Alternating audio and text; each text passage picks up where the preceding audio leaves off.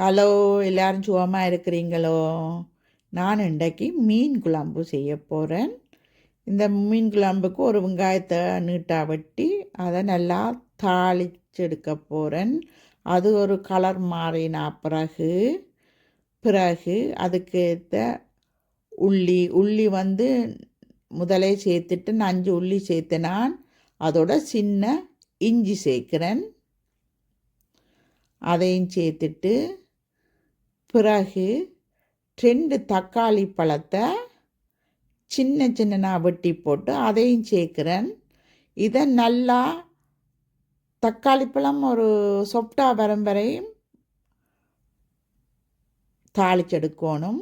பிறகு இது ஒரு சைட்டில் எடுத்துட்டு சின்ன சீரகமும் மிளகும் போட போகிறேன். சின்ன சீரகம் வந்து 2 கரண்டி டீஸ்பூன் போடுறேன். மிளகு வந்து 1.5 ஸ்பூன் மிளகு போடுறேன். அதை ஓரளவுக்கு வறுத்தா பிறகு அதையும்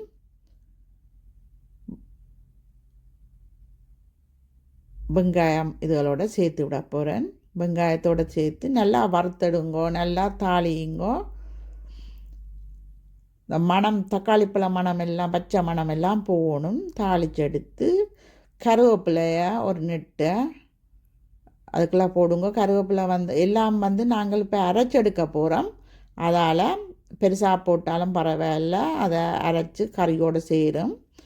இதை ஒரு கிண்ணத்துக்கு எடுத்துட்டு நல்லா ஆற வச்சுட்டு ஒரு பிடி தேங்காய் பூ சேர்த்து அதை நல்லா அரைச்செடுங்கோ.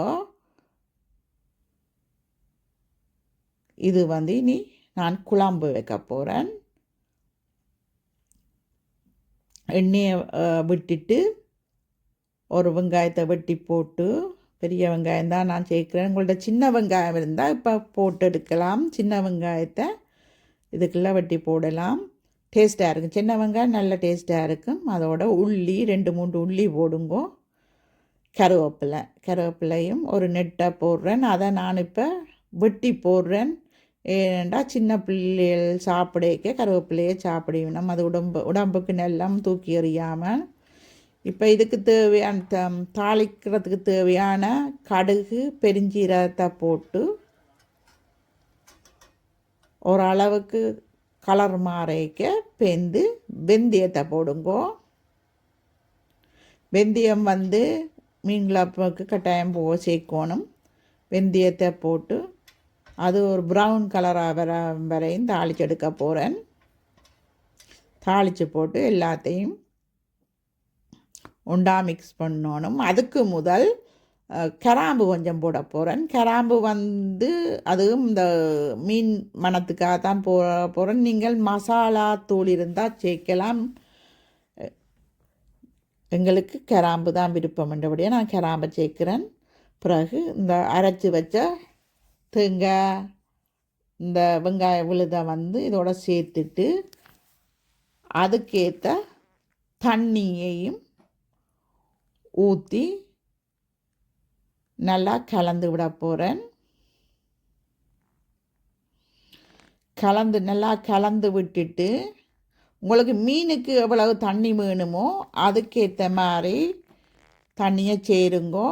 என்னட்ட கொஞ்சம் மீன் கூட இருக்கிறபடியாக நான் எனக்கு குழம்பு கூட வேணும். அதால் நான் கொஞ்சம் தண்ணி விட்டு நல்லா கலந்து போட்டு மூடி விட போகிறேன்.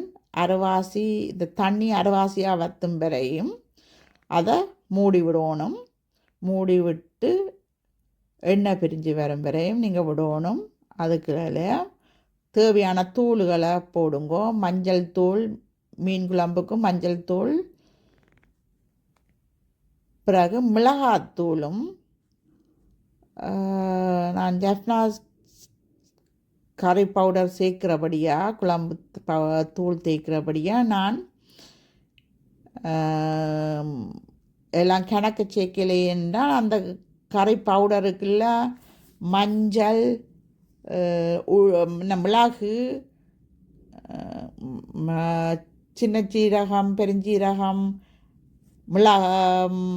வேறு எல்லாம் அதில் சேர்த்து தான் யாழ்ப்பாணத்தில் அரைக்கிறது. அதால் நீங்கள் கணக்க சேர்க்க தேவையில்லை, அந்த தூளிலேயே எல்லாம் இருக்குது. இப்போ உப்பு, தேவையான உப்பை நான் போடுறேன். அந்த தூளே மணக்கும். நீங்கள் இந்த கறி வச்சு அதுக்கு கருவேப்பிலையும் போட்டு தான் அரைக்கிறது. நல்ல வாசனையாக இருக்கும் அந்த மிளகாத்தூள். இப்போ நான் அதை மூடிட்டு அவிய விட போகிறேன். அது இந்த எண்ணெய் பிரிஞ்சு வரும் வரையும் அவியோனும் இடக்கடி எடுத்து கிண்டி விடுங்கோ. ஏனென்றால் தேங்காய் போட்டது அடிப்பிடிக்காமல் இருக்கணும். அப்போ கிண்டி விடுங்கோ. இப்போ தான் என் சேனலுக்கு முதல் வந்த நீங்களா சப்ஸ்கிரைப் பண்ணி பெல் பட்டனையும் அமர்த்தி விடுங்கோ. கறி என்ன மாதிரி இருக்குன்ட்டு கமெண்ட் பண்ணுங்கோ. இப்போ பார்த்தீங்கன்னா எண்ணெய் மேலால் மிதக்க தொடங்கிட்டுது. இப்போ இதுக்கெல்லாம் மீன் போட போகிறேன்.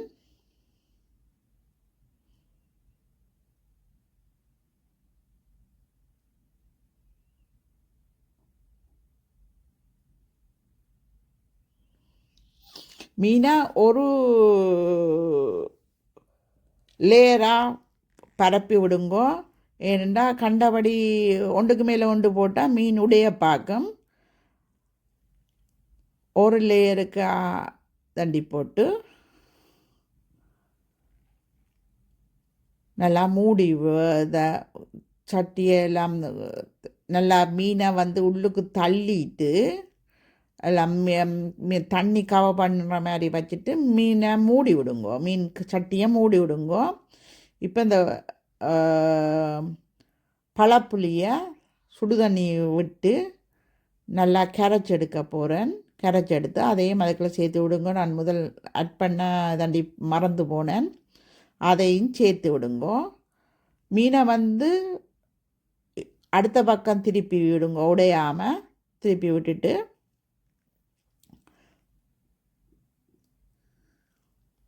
பிறகு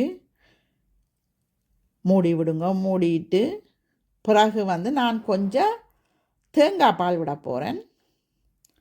உங்களுக்கு இவ்வளோ தேங்காய் பால் விடணுமோ அவ்வளோ தேங்காய் பால் விடுங்கோ.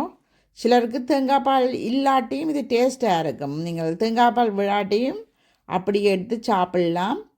சிலருக்கு தேங்காய் பால் விருப்பம் இருக்காது. நான் இதுக்கு தேங்காய் பால் விட்டு நல்லா கொஞ்சம் தேங்காய் பாலை கலந்து விட்டுட்டு மூடி விட போகிறேன். பார்த்திங்கன்னா தேங்காய் பால் விட்டுட்டேன். முதல் பேக்கெட்டில் கொஞ்சமாக கிடந்தபடியாக அடுத்த பேக்கெட்டை வெட்டி அதை கொஞ்சம் விட்டுட்டேன். ஓரளவுக்கு பாலை விட்டுட்டு இப்போ நல்லபடியாக அந்த பாலை கலந்து விட்டுட்டு பிறகு சட்டியை மூடி ஒரு 2 கொதி வரும் வரையும் மீன் பால் 2 கொதி வரும் வரையும் விட்டுட்டு ரக்குங்க. பாலை கூட நான் முதல் பால் விட்டுருக்கிறேன். முதல் பால் கூட அவிஞ்சால் எண்ணெய் மாதிரி வந்துடும். பார்த்திங்கன்னா கறி நல்லா அவிஞ்சிட்டுது. இதை ஒரு ஒவ்வொண்டா எடுத்து டிஷ்ஷுக்கு எடுங்கோ. ஏனென்றால் நீங்கள் கணக்கு எடுத்தீங்கன்னா பிஞ்சு போகும். கறி இந்த மீன் கறி மீன் பிஞ்சு போகும். அதால் ஒவ்வொண்டா எடுத்து டிஷ்ஷுக்கு வைங்கோ. பிறகு குழம்ப அதுக்கு மேலே ஊற்றுங்கோ. மறக்காமல் கமெண்ட் பண்ணுங்கோ. இந்த மாதிரி கறி இருக்கு, என்ன டேஸ்ட்டில் இருக்குன்ட்டு எனக்கு கமெண்ட் பண்ணுங்கோ. நீங்கள் கறியை பார்த்தீங்களா தெரியும், நல்ல திக்காக இருக்குது, நல்ல டேஸ்ட்டாகவும் இருக்குது. அடுத்த வீடியோவில் உங்களை சந்திக்கும் வரையும் வணக்கம்.